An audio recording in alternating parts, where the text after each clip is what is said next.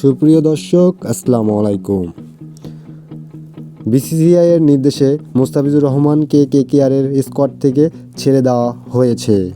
এটি আইপিএলের নিয়ম অনুসারে দলের চয়ন সংক্রান্ত সিদ্ধান্ত নয়, বোর্ডের বিসিসিআই সরাসরি হস্তক্ষেপে এই সিদ্ধান্ত নেওয়া হয়েছে।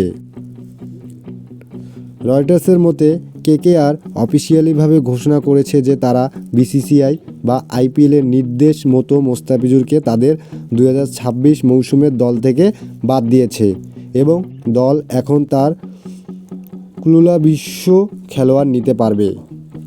দ্য টাইমস অফ ইন্ডিয়া বলছেন, কেন এই সিদ্ধান্তটা এলো? বিসিসিআই সাধারণ ভাষায় বলছেন, এটি হয়েছে সাম্প্রদায়িক পরিস্থিতির কারণে। তারা নির্দিষ্ট কোনো এক ঘটনা বলছেন না।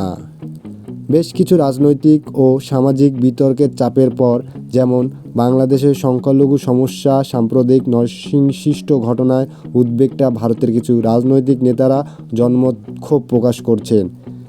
এর প্রেক্ষাপটে এই সিদ্ধান্ত এসেছে বলে সংবাদে বলা হচ্ছে। এটা ক্রিকেট পারফরমেন্সের কারণে নয়, বরং সামাজিক রাজনৈতিক চাপের মধ্যে এটি নেওয়া হয়েছে বলে রিপোর্ট করা হচ্ছে। বিসিসিআই বলছেন, তারা কেকেআরকে একজন নতুন খেলোয়াড় নেওয়ার অনুমতি দেবে। বিষয়টি এখন আলোচনার কেন্দ্রবিন্দু। অনেকেই বলছেন, রাজনীতি ও সমাজের চাপ আইপিএলে ঢুকে গেছে।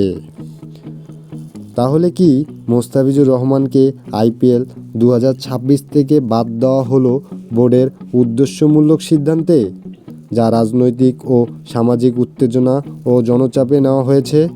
মিডিয়া ও খেলার বাইরের সমস্যার কারণে, খেলার যোগ্যতা বা ফর্মের জন্য নয়।